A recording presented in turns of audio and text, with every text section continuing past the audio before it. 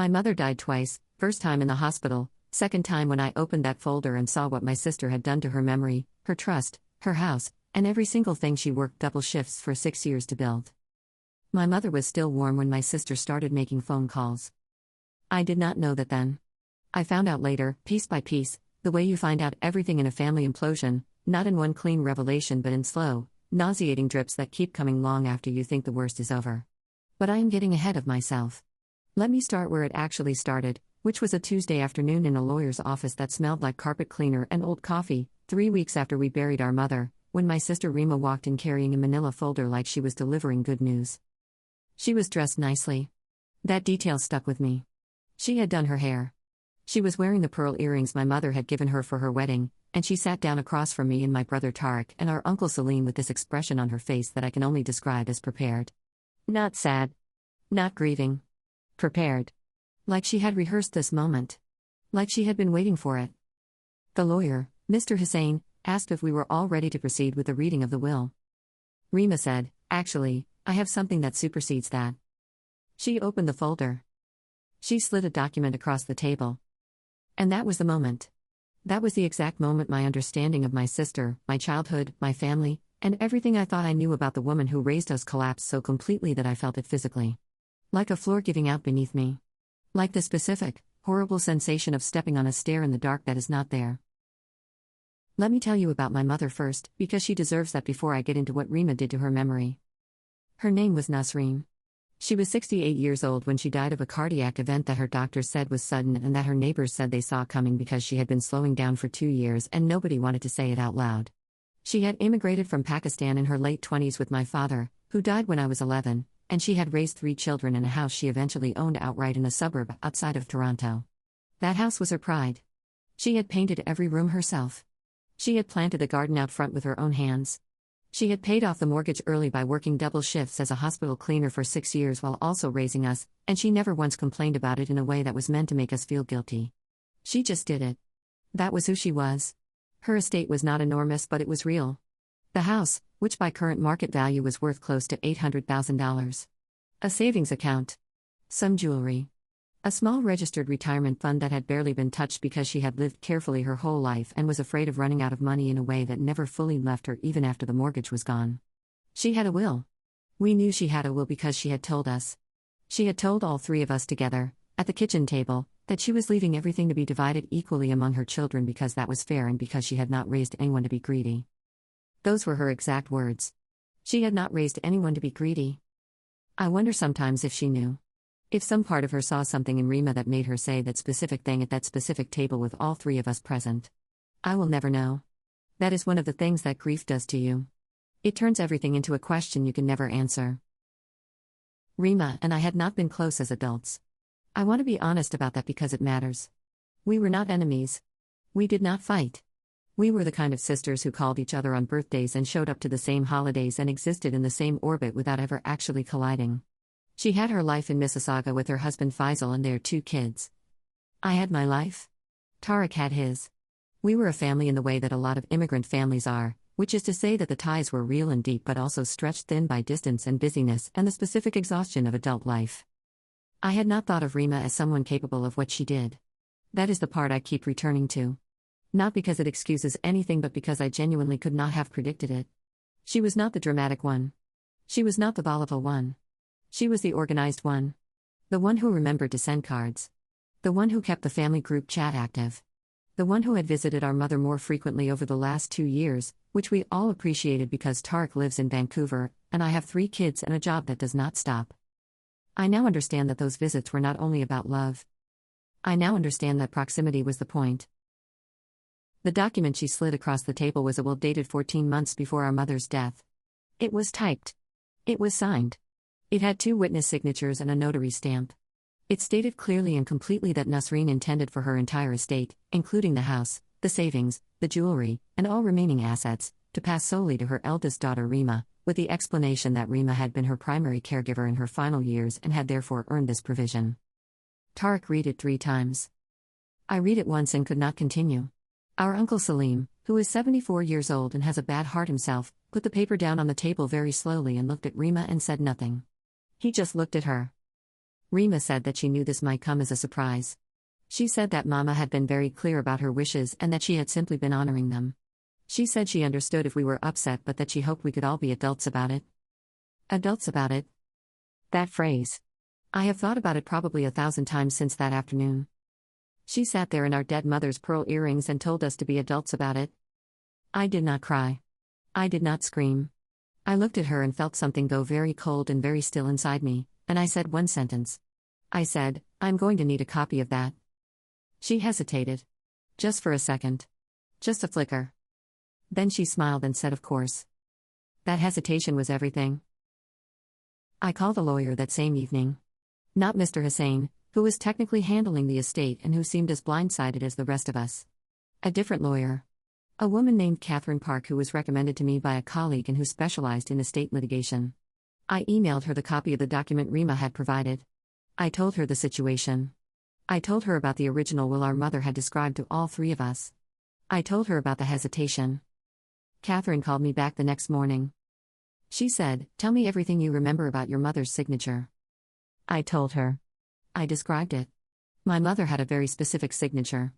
She had learned to write in Urdu first and then English, and there was always this slight leftward lean in her letters that was distinctive, almost like each word was pulling slightly back toward where it came from.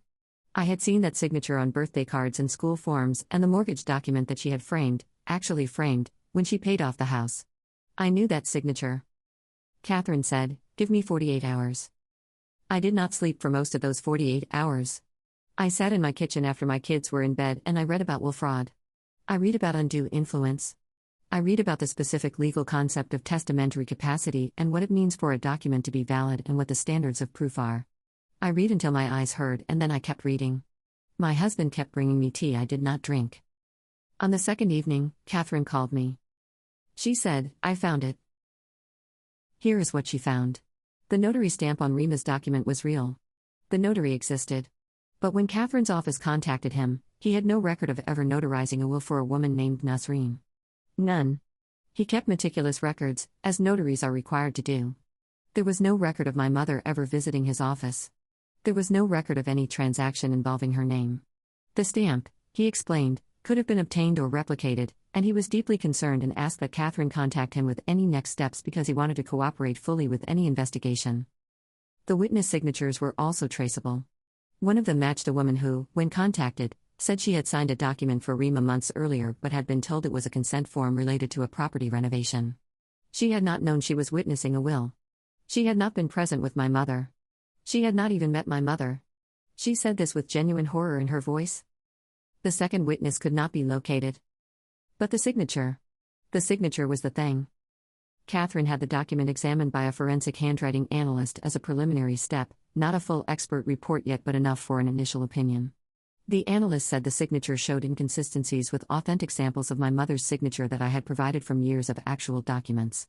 The leftward lean was missing. The pressure pattern was different. The specific way my mother connected the N in Nasreen to the next letter was not replicated correctly.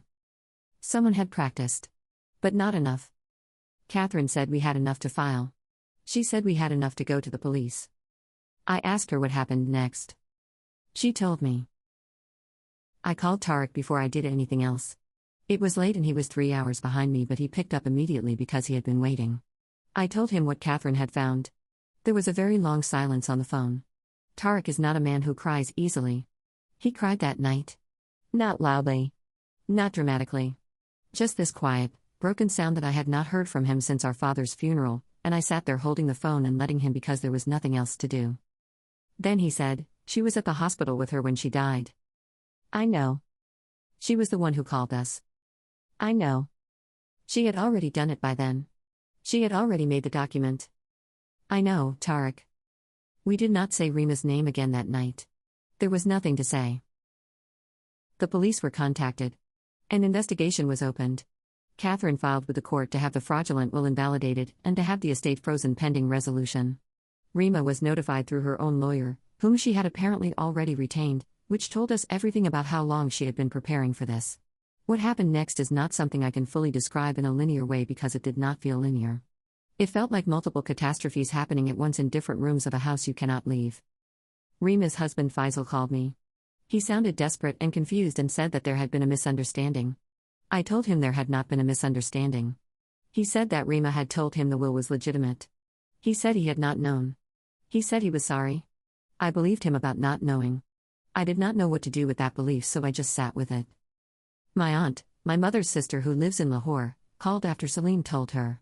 She wept on the phone and kept saying she could not understand it. She kept saying Rima had been such a good girl. I did not have the energy to explain to her that good girls could do monstrous things when they thought they could get away with them. I just said yes and listened and eventually told her I had to go. My kids, who were 10, 8, and 6 at the time, knew something was wrong but not what. I had told them their nanny was gone and they had grieved that in the specific way that children grieve, which is to say intensely and then apparently completely and then in unexpected ambush moments when you least expect it. My youngest cried at a grocery store 3 weeks after the funeral because she saw a brand of biscuits my mother always bought. They did not need to know what their aunt had done. They did not need to carry that. So I was performing normal in my own house while my family was being excavated around me. That performance nearly broke me. I would make dinner and help with homework and answer questions about school projects, and then I would go into my bathroom, run the tap so no one could hear, and just stand there with my hands on the sink and breathe. Just breathe. Because the alternative was something I could not afford. The moment that broke me open entirely happened about 3 weeks into the investigation. I was going through some of my mother's things that had been packed up and sent to me for safekeeping while the estate was frozen. Boxes of the ordinary remnants of a life. Kitchen things. Books. Old photographs. And at the bottom of one box, wrapped in a plastic bag with a rubber band around it, was a card. It was a birthday card. From Rima to my mother. From 2 years ago. Inside, in Rima's handwriting, it said, "Mama, you have always been my home. Everything I do because I love you. Don't ever doubt that. You're Rima." I sat on my floor for a long time with that card. Then I put it in a separate bag because Catherine had said to preserve everything. I do not know what Rima told herself. I do not know how she held those two things at the same time, the love note and the forged signature, the pearl earrings and the fraudulent notary stamp. I do not know if she believed she deserved it. I do not know if she told herself that the caregiving had been real and the compensation had merely been taken rather than given. I do not know what story she lived inside. But I know that my mother trusted her. I know that my mother let her in during the most vulnerable years of her life. And I know that Rima looked at that access and that trust and that vulnerability and made a calculation. That is the part I cannot forgive. Not the money. Not even the house. The calculation. The cold, deliberate decision to look at a dying woman's trust and see an opportunity. That is where part 1 ends for me. Not in a courtroom. Not in an argument. In a birthday card wrapped in a plastic bag, with a rubber band around it, at the bottom of a box of my dead mother's things. That is where I understood exactly who my sister was. And what she had done to all of us. There is a specific kind of grief that has no name that I have found in any language, and I have looked. It is the grief of losing someone you love and then losing them again when you discover that the loss was made worse by someone who should have been standing beside you in it. My mother died. That was the first loss. Then I found out what Rima had done, and my mother died again, differently, because now every memory I had of her final years was contaminated by the question of what had been happening just outside my line of sight. Every visit I had not made. Every phone call I had ended too quickly. Every time I had thought, Rima is there, she is handling it, she has always been the organized one. That guilt is not logical. I know it is not logical. My therapist, who I started seeing 4 months into all of this, has said that to me many times. You did not cause this.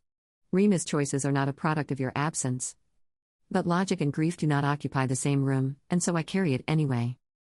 Let me tell you what the fallout actually looked like. Not in legal terms, though I will get to those. In human terms.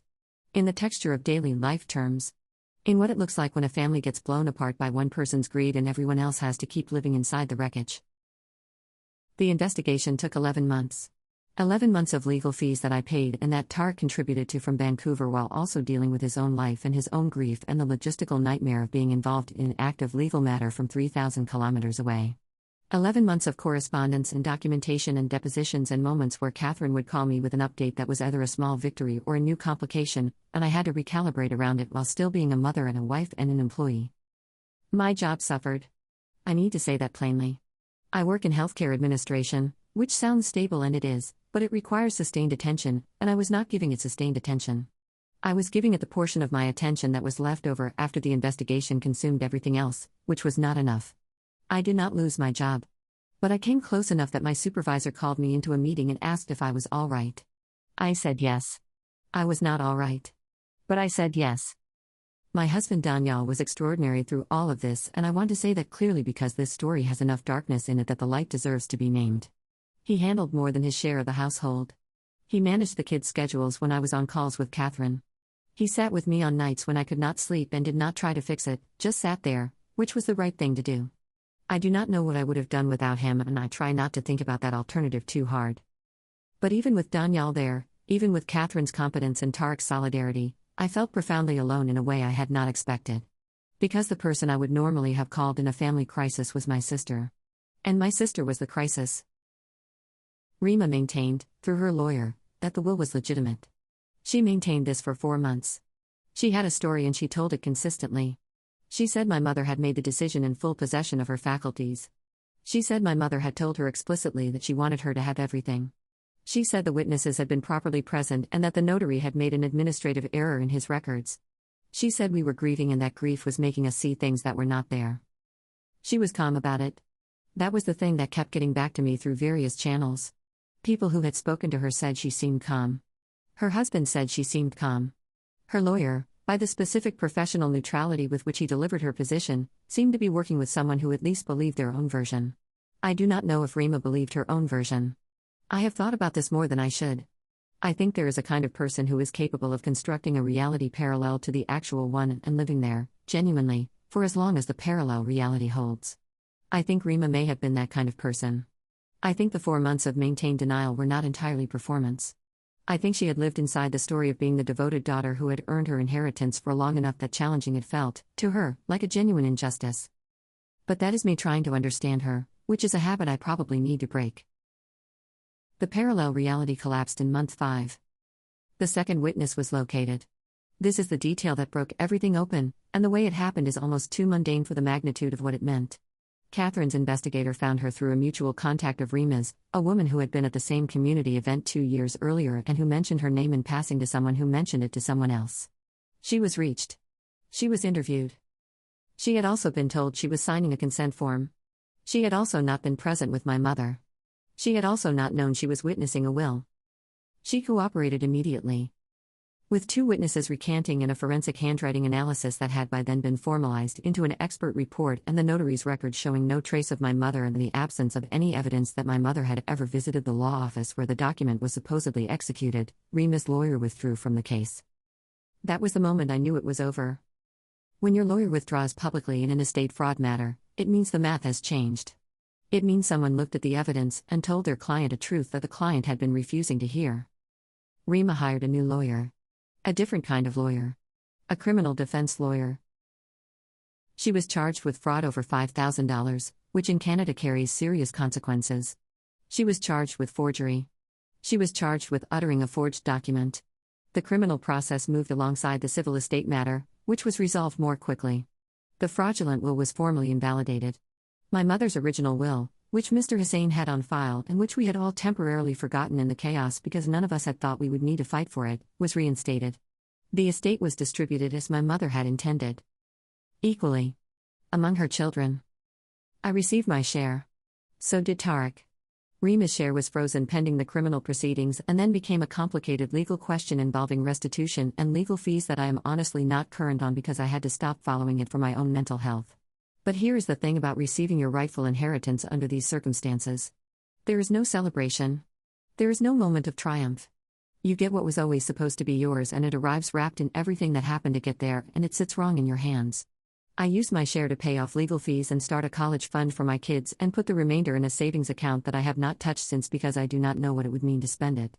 My mother worked double shifts for 6 years to make this money real and her eldest daughter tried to steal it. I had to fight for 11 months to recover it. There is nothing good in that story. There is only what was right and what it cost to get there. The criminal proceedings took another 8 months.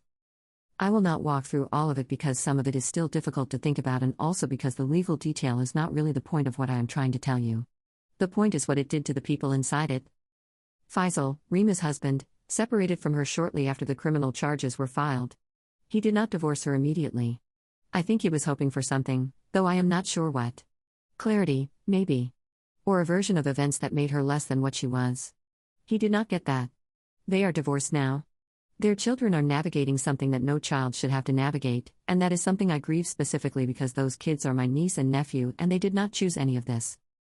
My aunt in Lahore stopped calling after a while. Not because she was angry at me. I think she just could not hold it. The cognitive distance between the Rima she knew and the Rima who was in the news was too wide. Some people, when the distance gets too wide, simply go quiet. I understand it. I cannot fully forgive it, but I understand it. The community talked. Of course, the community talked. Pakistani communities in diaspora are many wonderful things, and they are also, unavoidably, deeply interconnected in ways that mean news travels and sticks. People who had known our family for decades had opinions. Some of them expressed those opinions to my face. Most of them expressed them to each other. I became, for a period, someone people looked at with a specific complicated expression that contained equal parts sympathy and morbid curiosity, and I learned to move through that expression without letting it reach me, which took longer than I expected. The hardest part was my mother's house. Because the house was part of the estate and the estate was frozen and then contested and then legally complicated for close to a year, the house sat empty for a long time. The garden my mother had planted went unattended through a full cycle of seasons. By the time the estate was resolved and the house could be dealt with, the front garden was overgrown in a way that would have broken her heart. The neighbors had been keeping a loose eye on the property, but no one had touched the garden. Tariq flew in from Vancouver. We went to the house together. We walked through it. It still smelled like her, faintly, the specific combination of her cooking and her hand cream and the particular cleanness of a house kept by someone who found order comforting. We walked through every room and did not say very much. Tariq took some things he wanted. I took some things I wanted. We arranged for the rest to be handled carefully. We sold the house. I could not have kept it. I thought for a time that keeping it was the right thing, that it would honor her, that it would preserve something. But I stood in the kitchen where she had made us meals for our whole childhoods, and I understood that what I was feeling was not connection to her. It was connection to the idea of her in a space that was now also the space where the worst thing happened to our family. And I could not separate those two things.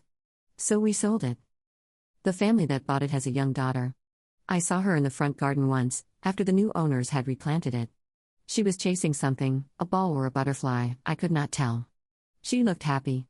I drove away and did not go back. Rima was convicted. I will say that plainly because it is the truth and because she earned it.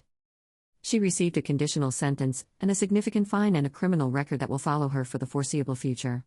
She did not go to prison, which I know some people in my life felt was insufficient. I have complicated feelings about it myself. But what I can tell you is that the sentence, whatever its technical specifications, was not the punishment. The punishment was everything else. The marriage gone. The reputation gone. The relationship with her children, who now live primarily with Faisal, altered in ways that will take years to understand. The estrangement from Tariq, which is total. The estrangement from me, which is also total. The community that knew her as the devoted eldest daughter of Nasreen now knowing something else about her entirely. She reached out to me once. After everything was over. A text message. Short. It said that she was sorry and that she knew no apology was enough and that she hoped one day I could understand. I read it several times. Then I did something I had never done to a family member before in my life. I blocked her number. Not in anger. Not in heat. In the cold, quiet recognition that I had nothing to say, that there was no response that was true and also kind, and that my energy was finite and needed to go to people who had not tried to steal my dead mother's house. I have not spoken to her since. I want to tell you what I have learned. Not because I think this story has a lesson that makes it worth it, because it does not. Nothing makes something like this worth it. But because I have spent 2 years living inside it and I am at a point now where I can see it with some clarity, and I think clarity is the only thing I have to offer. Here is what I know. Proximity is not love. Being present is not the same as being trustworthy. Rima was the one who visited. Rima was the one who managed the appointments and the medications and the paperwork. And all of that was real, I believe. I believe the care was real. But real care and real greed can coexist in a person, and I was not prepared for that. None of us were. We saw the care and assumed it meant something absolute about her character when character is not absolute. Character is a set of choices made under specific pressures, and under the pressure of what she imagined she deserved, Rima made the choices she made. I also know that legal documents need to be witnessed by people who actually witness them and that wills should be discussed openly in families even when it is uncomfortable, and that the moment someone hesitates when you ask for a copy of something, you should pay attention to that hesitation as if your life depends on it. Because in certain situations it does. But the deepest thing I know, the thing that lives in my chest when I am very quiet, is this. My mother spent her whole life making sure there was enough. Enough money, enough food, enough love distributed equally so that none of her children would ever feel less than the others. She was careful and deliberate and fair in a way that took real effort. She sat us at a table and told us she had not raised anyone to be greedy. And then one of us proved her wrong. And she never knew. She died not knowing. And I have spent 2 years not being sure whether that is a mercy or the saddest part of the whole story. I think it might be both. My kids know some of it now. My oldest, who is 12, asked me directly a few months ago why we do not see Auntie Rima anymore. I told her, in age-appropriate terms, that Auntie Rima had done something very dishonest involving money that belonged to our family and that we were not in contact because of that. She nodded very seriously. She asked if Rima was sorry. I said I believed she was. She thought about it for a moment and then said, but sorry doesn't give Nani back. No. It does not. My 12-year-old understood that better than her aunt did with 47 years of living. I am posting this because I have seen a lot of conversations online about inheritance and family and money, and there is often this assumption that the worst that can happen is a disagreement, an argument, hurt feelings, a falling out.